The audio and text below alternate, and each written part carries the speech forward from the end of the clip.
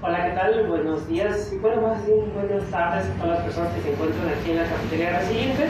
Como muchas personas saben, es un proyecto de inclusión laboral para personas con discapacidad intelectual y auditiva, y siempre es un gusto recibir aquí a nuestro compañero, nuestro maestro Enrique Álvarez, porque de hecho fue una de las primeras personas que se enteró de este proyecto, que ayudó a que también pudiera abrir las puertas, y bueno, que hemos estado en diferentes momentos a través de la Facultad de Psicología.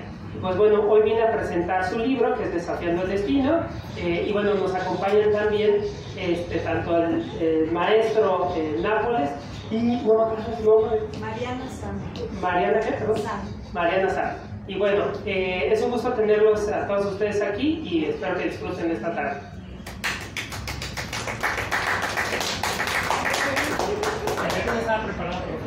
Bueno, más allá de la preparación de Marcos Santos para presentar este evento, le vamos a dar primero la palabra a las mujeres. Primero van a ser las damas. Nos van a hablar de este libro que es Desafiando al Destino, cuando rendirse no era la opción. Un libro autobiográfico escrito por dos personas a cuatro manos. Un colega colombiano, el doctor Juan Carlos Arango Asprilla, y su servidor Enrique Álvarez. Sin más, le voy a dar la palabra a Mariana Sam Fernández. Sam no por el tío Sam. Había otro personaje de caricatura que era Sam. Sam Bigotes. Tampoco tiene que ver con Sam Bigotes. Es Mariana Sam Fernández, quien ha tenido la gentileza de acompañarnos este día y poder comentar, y ha preparado un documento, cosa que me deja perplejo, por no decir estupefacto. Así que le paso la voz a Mariana y escuchamos. Muchas gracias, Enrique. Gracias a la Cafetería Resiliente, gracias. Muy buena tarde a todas y a todos los que nos acompañan aquí a este evento, el cual me hace muy feliz y me hace sentir muy honrada por estar aquí. Empezaré esta presentación diciendo muchas gracias, Enrique. Parte de esta obra es una narrativa de la vida de José Enrique Álvarez, un regalo para quienes lo conocemos y para quienes a través de este libro, Desafiando al Destino, cuando rendirse no era la opción, le conocerán. Y también una aportación a la psicología y neuropsicología. Mientras que leía, Enrique, sentía, pensaba, imaginaba, pero sobre todo pude encontrarme también a mí entre tus palabras, entre tus recuerdos, entre los silencios que eran inminentes ante la emoción de conocer tan íntimamente a un hombre. Sí, un hombre que sin duda se ha construido a prueba de toda predestinación. Un hombre, hijo, hermano, esposo, padre, un extraordinario maestro, poeta, compañero, amigo, en fin, una gran persona. Gracias porque de manera elegante y sencilla como los grandes, has revelado territorios que nos ayudan a entendernos, a aceptarnos, a amar la vida con todos sus matices. Nos habla también del dolor, de la angustia, de la resiliencia, de no tomarnos tan en serio, a recordar que todo vale la pena en esta vida si con amor, valentía y propósito se hace. Gracias porque en este libro se aprende de la vida, y aunque parece obvio, se aprende a reconocernos como humanos. Gracias, querido Enrique, por desafiar el destino, y hoy por desafiarnos a todos para entrar a aguas profundas a través de tu generosidad expuesta en este libro tan entrañable.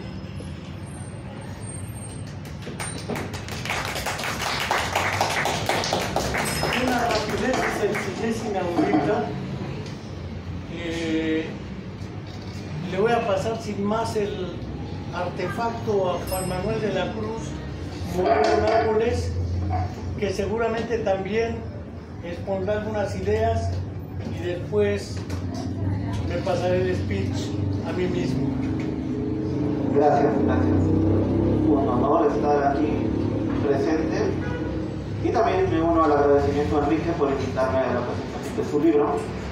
Y antes de hablar del libro de Enrique, pues también agradecer a Marcos Santos y a su proyecto de Cafetería Resiliente y a todos los emprendimientos que ha hecho, ¿no? Hay que reconocer que en el campo de la inclusión y en el campo de la apertura, en donde todos cabemos, pues él ha sido un ariete en cuanto al trabajo que se ha hecho desde la facultad en sus épocas de estudiante. Cabe recordar que él inició un proyecto deportivo en donde invitó incluso hasta maestros que ya chochábamos a jugar fútbol y fuimos campeones. Vale.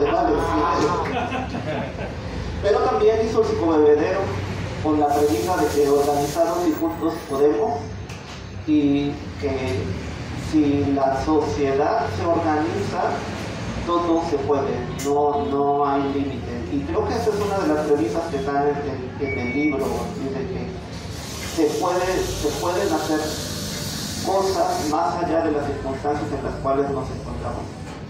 Y justo inicio con esta anécdota del fútbol, porque el doctor Juan Carlos Arango pues destaca en su participación de que en el barrio donde él creció, su anécdota me recuerda mucho a la de Ronaldinho, o eran delincuentes o eran futbolistas. Y él se decidió primero por el judo y luego por el fútbol, y se destacó en los deportes que le dieron disciplina y le permitieron pues guiar un poco su desarrollo personal. Y pues bueno, la anécdota con Marco pues hasta la fecha sigue activa, los estudiantes siguen haciendo torneos y les da un poco de pertenencia a la facultad más allá del muro académico de que hay que ir a la escuela a aprender saberes. Ahí se aprende compañerismo, se aprende colaboración y asertividad en la organización de los equipos. Bueno, la aportación del doctor Arango también hace referencia a que de las desgracias personales surgen muchos conocimientos. Él narra en una primera persona pues las crisis que vivió su familia, tanto de cuestiones económicas como el accidente de su hermano, que lo hizo incursionar en el ámbito de la rehabilitación. Y entonces él conoció la discapacidad y la necesidad de trabajar sobre ella y las limitantes que como sociedad tenemos a partir de las necesidades de su familia. Y se dio cuenta que no solo se debe trabajar con el paciente, sino que se debe trabajar con todo el núcleo familiar y con la misma estructura social. Él lo vio desde la tercera persona, teniendo como referencia a su familia. Y pasando a Enrique, pues él lo ha vivido en primera persona. Él ha sido testigo presencial y viviente de lo que implica tener una discapacidad motora desde la infancia, que no ha sido un limitante. Su historia, que podemos ver desde el documental de La vida pasada en limpio, pues narra cómo fue su desarrollo en la infancia, y ahora en el texto, en una capacidad narrativa atrapante, pues nos invita a reflexionar que uno se va construyendo y que se va nutriendo de lo que va experimentando en carne propia y en los que lo rodean. Él cuenta las experiencias en su internado, en donde habiendo personas con diferentes alteraciones físicas, cognitivas y sensoriales, pues él no se sentía diferente. Es más, él decía que era de los menos malos de entre los malos, y que pudo aprender junto con sus compañeros pues más allá de los saberes, la convivencia plena y el aprender del otro, y ver que ese otro puede desarrollarse y enseñarnos a desarrollarnos. Cada que escucho, veo su historia desde el año de su nacimiento, ¿no? El año del terremoto, cuando la se cayó, diría Chava Flores. Su vida ha estado marcada por muchas enseñanzas a nivel global, es decir, las vicisitudes que hemos vivido como país, a nivel social, los cambios políticos, económicos, evidentemente sociales y académicos a los que se enfrentó en su historia social y escolar, cambios familiares, la creación de su propia familia, las mismas tragedias en su nicho familiar, y poder rescatar esas vivencias y transformarlas en conocimiento transmitible. Pues me recuerda mucho sus clases, cuando él fue de los primeros que nos introdujo a la teoría de la actividad del hombre, que nos decía que se aprende haciendo, se aprende siendo, y el medio social es tan importante como la estructura biológica, y a veces la supera. En algunas ocasiones a mí me han tachado de reduccionista ideológico porque me dediqué más a las cuestiones sobre la organización del cerebro y sus alteraciones, y uno de los responsables de esos acercamientos pues fue el maestro Enrique, con su asignatura de anatomofisiología del sistema nervioso central en aquel lejano año de 1991, que dentro del programa escolar que existía en ese momento era la única asignatura que me hacía sentido. En el sentido claro de que si uno estudia psicología es porque uno cree en el cambio. Uno cree que incluso en las peores condiciones se puede mejorar y que no podemos caer en el dogma de que nuestras circunstancias nos determinan.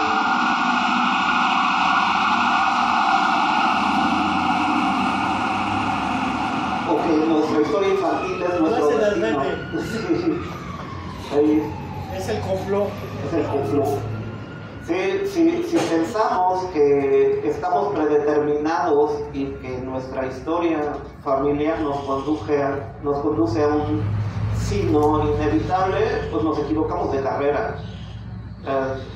Estudiar psicología es creer en ese cambio. Y justo en ese creer en ese cambio, mi esposa, que no está aquí presente, en algún momento hizo un consultorio que se llamaba Consultorio de Atención e Investigación en Neuropsicología, por las siglas Kaizen. Y Kaizen retomaba la filosofía japonesa, que quiere decir cambiar para mejorar. Es decir, si uno decide ir a terapia, pues ya está siendo un partícipe del cambio. Uno no va a terapia para seguir siendo igual, uno va a terapia para cambiar. Y esperamos que no vamos a terapia para cambiar y hacernos peores, vamos a terapia para cambiar y ser mejores. Esa era parte de la filosofía de la maestra, es parte de la filosofía de la maestra Alicia Benítez Urios Rivera, que tengo la fortuna de tener como esposa comercial para ella también. La terapia, vaya.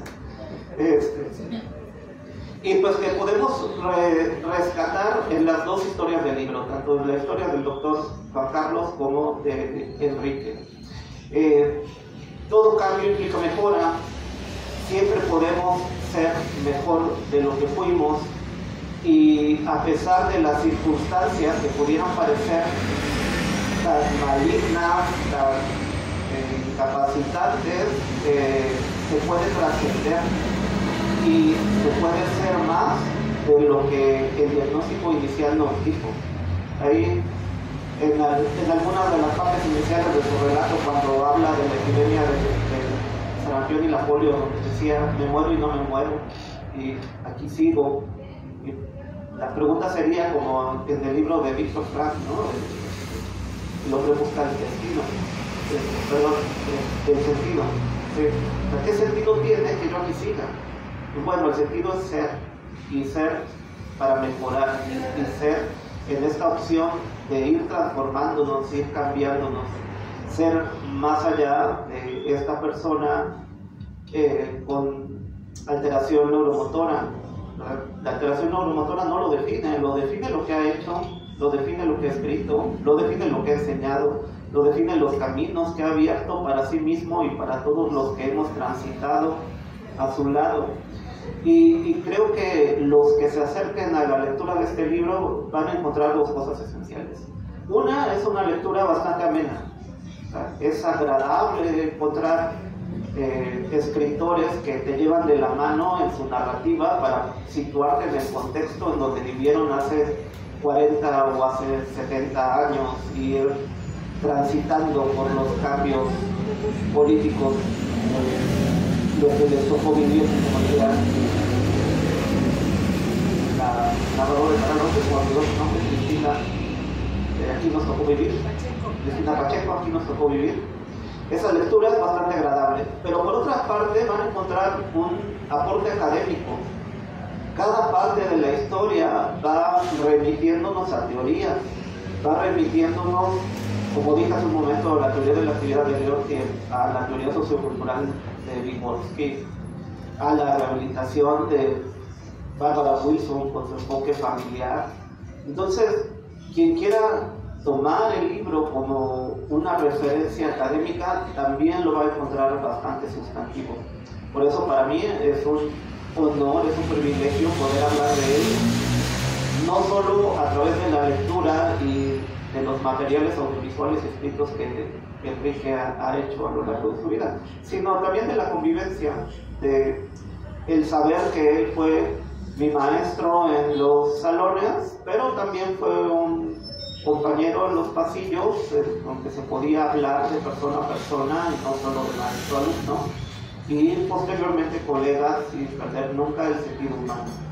Y lo mismo podría decir del doctor Arango, que he tenido la oportunidad de coincidir en algunos congresos con él y que siempre se presta para la charla, incluso para hablar acerca de cómo le está yendo a su equipo de fútbol. Y pues bueno, muchas gracias. Gracias. Antes de la presentación del día de hoy, Mariana, platicábamos de qué le pareció el libro. Ya me rebasó la tecnología. ¿Qué le pareció el libro? Me gustaría que hablara de Don Goyo, porque dice que es el que vale la pena en el caso de mi biografía. ¿Por qué Don Goyo? ¿Qué significa Don Goyo más allá de la afectividad y los sentimientos, en el sentido de la formación filosófica, psicológica y de vida? Creo que vale la pena porque tiene comentarios interesantes que no nos ha compartido todavía, que nos hace claridad. Bueno, a ver, aclaramos primero que Don Goyo es el papá de Henry, ¿no? Para quienes no hayan leído todavía el libro. Y bueno, a mí me fascinó el personaje de Don Goyo. O sea, me parece que es un hombre que cabe decir que analfabeta, ¿no? Un hombre de campo, un hombre sin aparentes recursos. Es un hombre que a través de la narrativa que hace Enrique de la historia, pues es quien forja el carácter en gran medida de Enrique. Es un hombre que a través de la sencillez y de la, quizá como, sí, la sencillez, la simplicidad de la visión de su vida, puede transmitir profundamente de qué se trata la vida y de cómo afrontar esos momentos tan duros que él como padre y como hijo también vivió. Me parece que es un personaje toral en el libro, en la vida de Enrique, por eso, porque pudo transmitir la fuerza con amor, con claridad, con tesón, hasta el último momento. Es decir, él era un hombre resiliente desde mi punto de vista. Recuerdo en el momento en que, creo que el terremoto, ¿no? Estaban tú y él. En el del 85. En el 85, y hay un pasaje ahí en el libro que empieza el terremoto, y ninguno de los dos puede salir. ¿Y él qué dice, Enrique? Que no sale. Si no Aquí sale, me quedo, aquí me quedo. Pasó el terremoto. Pasó el terremoto con calma, con su hijo. Ese tipo de situaciones se viven, pero que son ondas, que llenan de amor, que hablan de una manera muy simple de lo que hace un hombre y que no tienen nada que ver con estudios, que no tienen nada que ver con nada más que con el aprecio de una vida. Y me parece que Don Goyo es el representante de lo que es un amante de la vida y de su hijo. Por eso me encantó Don Goyo. Bueno, creo que vale la pena, fuera de... Ya decía Nápoles que así como se escribió un libro, Las enseñanzas de Don Juan, debía escribirse uno, Las enseñanzas de Don Goyo, donde efectivamente se planteara algo que explícitamente señalo en el texto. Si yo aprendí psicología, si yo aprendí lo que algunos llaman enfoque histórico-cultural o sociohistórico, si yo aprendí lo que planteaba Luria en su trabajo de los procesos cognitivos, un enfoque sociohistórico, fue con Don Goyo, mucho antes de conocer la psicología, mucho antes de ver a Vygotsky, mucho antes de ver a Luria, Leontief y toda la camada de creadores de la denominada psicología soviética. Don Goyo era un personaje muy distinto a Doña Ana y mi hermano Faustino y a los chicos que estaban en el internado, porque gracias a ellos categorías como la de compensación, categorías como la de rehabilitación basada en la comunidad, categorías como rehabilitación orientadas en la familia, las aprendí en la vida. Creo que el orden de las biografías no fue alfabético, si no hubiera sido antes Álvarez que Arango. Arango es con L y Álvarez con L, entonces hubiera sido al revés, pero se decidió porque alguna vez estando probablemente en Medellín me lanzó la pregunta, bueno, oye, ¿y por qué no hacemos un libro de biografías tuya y mía para que se lean? Y yo como que le escuchaba y decía, quema mucho el sol, ¿no? Me suena muy soberbio, muy pedante. Pero ¿por qué no? Y al vuelo empezamos a plantear las ideas sobre cómo, después de haber leído por lo menos 3 libros, El Teotungsteno de Oliver Sacks, dedicado a la primera infancia de Oliver Sacks, cuando él aspiraba a ser químico, naturista, británico, después que le dieron de comer la manzana al de April, para ver si que él mejor se la comió para morirse, en vez de cambiar de género y de paz. Oliver Sacks, gay declarado, se fue de Londres a Estados Unidos. Aparte de ser gay, era naturista y neurólogo. Se fue de un lugar donde era inviable ser todo lo que era él. Vino a Oaxaca, curiosamente. Escribió un libro que se llama Diario de Oaxaca, donde expone toda su experiencia con la naturaleza, la química, la botánica y demás. Pero como dijera esa canción de botánico, geométrico y sistema métrico decimal, decía la misma Amparo Ochoa en una canción ya muy añeja, setentera. No es de Chava Flores, es sistema métrico decimal la canción, pero es curiosa porque Oliver Sacks termina después haciendo algo así como Los ríos profundos, ya en la etapa final de su vida, y después alguien publica una especie de biografía de Sacks. How are you, Oliver Sacks? ¿Cómo estás, doctor Sacks? Y se publican con textos de Sacks. Antes había leído El mirando hacia atrás de Alexander Luria, The Making of Mind, en una versión en traducción no me checa entre mirar hacia atrás y de making of mind, algo así como mentalizando, haciendo la mente, pero el problema de las traducciones es un verdadero descarriate. Y en ese trabajo Luria de entrada presenta, aquí el personaje no es el que importa, sino a través del personaje cómo se vivió los orígenes y el desarrollo en la naciente Unión Soviética de la psicología, entre guerras, la neuropsicología. Después leí el libro de la doctora Barbara Wilson, el de una neuropsicóloga clínica, que ya grande se hizo neuropsicóloga, era hippie, era sindicalera, era huelguera.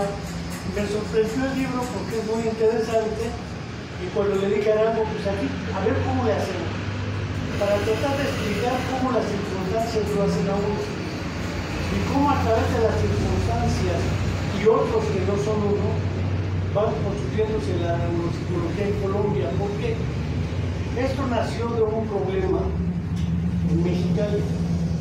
En Mexicali se hizo un congreso, una reunión, y estaban Alfredo Ardila y estaba el propio Arango. Alfredo Ardila se acercó a nuestra mesa, estábamos Arango, estaba Javier Galarza del Ángel, estaba creo que Humberto Telles, estaba Teresita y otros más. Y se acerca Ardila y le reclama directamente a Arango. Sí, ya sé que te fuiste de Colombia y nunca regresaste.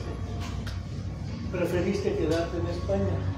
Entonces volteé y le dije a Rubén, ¿y con qué autoridad moral le hablas? Tú te fuiste a Moscú, de Moscú te regresaste a Miami.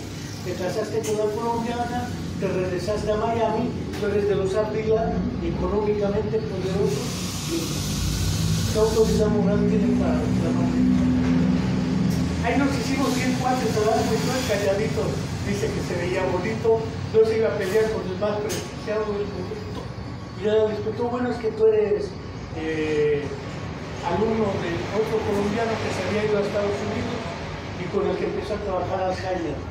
Y como dice efectivamente Nápoles, yo le pregunté después en Los Azulejos, cuando nos tuvimos una reunión, a propósito del libro, si el judo y el fútbol no son los que nos salvaron de caer en las garras. Uno de las drogas, porque las drogas era un problema gordo entre los 80s y los 90s en Colombia, y el segundo, el de la guerrilla, las FARC, etcétera, incluyendo a lo que eran otra serie de movimientos en el ELN.